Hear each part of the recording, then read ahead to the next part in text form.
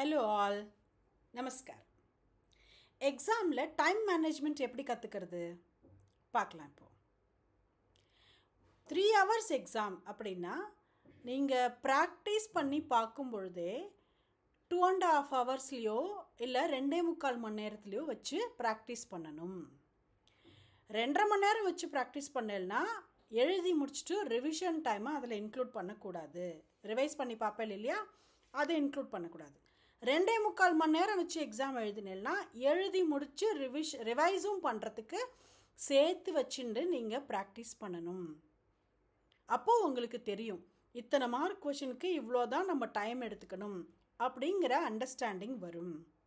Ma'am இப்போ எங்களுக்கு exam எல்லாம் ஸ்டார்ட் ஆகிடுது, இப்போ உட்காந்து நாங்கள் 80 மார்க் பேப்பரை எப்படி எழுதி பார்க்குறது, இவ்வளோ 100 மார்க்ஸ் பேப்பரை நாங்கள் எப்படி எழுதி பார்க்குறது அப்படின்னா, இந்த கொஷின் ஒரு 5 மார்க் கொஷனுக்கோ இல்லை ஒரு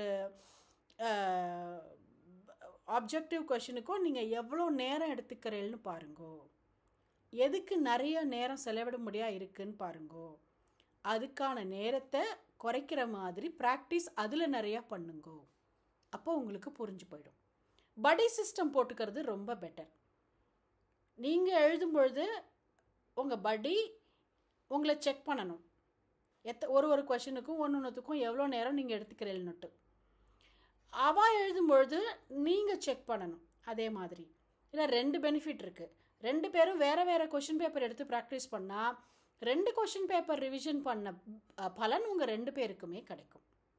நீங்கள் இந்த மாதிரி முயற்சி பண்ணி பார்க்கலாம். இது ரொம்ப எஃபெக்டிவாக இருக்கும். டைம் மேனேஜ்மெண்ட் இல்லாமல் உங்களால் பெட்டர் ஸ்கோர் பப்ளிக் எக்ஸாம்ஸில் பண்ணவே முடியாது.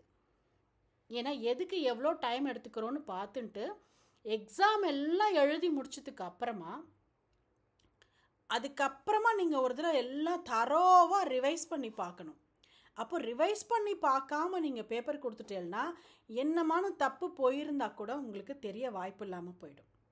உங்கள் பேப்பரை நீங்கள் ரிவைஸ் பண்ணி பார்க்காம கொடுக்கறதுங்கிறது உங்களை பற்றின அறியாமையைத்தான் காட்டுமே ஒழிஞ்சு வேறு ஒன்றுமே கிடையாது. வருஷம் ஃபுல்லாக படிச்சுட்டு ரிவைஸ் பண்ண நேரம் இல்லை பேப்பருன்னு சொல்லி கொடுக்கறத விட முட்டாள்தனம் வேறு ஒன்றுமே கிடையாது. அதனால் பேப்பரை 15 நிமிஷம் 20 நிமிஷம் முன்னாடியே முடித்து அந்த 20 நிமிஷத்தை ரிவைஸ் பண்ணுறதுக்கு நீங்கள் கண்டிப்பாக வச்சுட்டு தான் ஆகணும்.